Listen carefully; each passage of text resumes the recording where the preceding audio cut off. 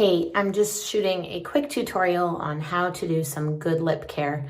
It is wintertime, my lips are chapped, you can see they're dry and not good. So here's how I prep my lips for makeup or just for lip balm if I just want a nice gloss. Okay, so first, lip scrub. I like mint, it's fresh, minty. Just take a little bit on my finger and Scrubadubdub.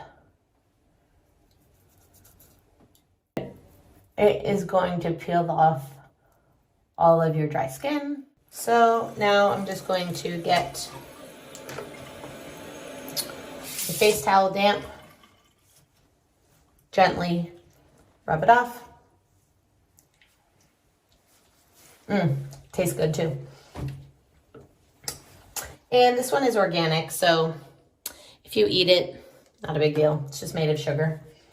And follow it up with some organic lip balm. This is in the flavor of peppermint. There you go. Nice and fresh. Nice exfoliated lips, ready to conquer the day.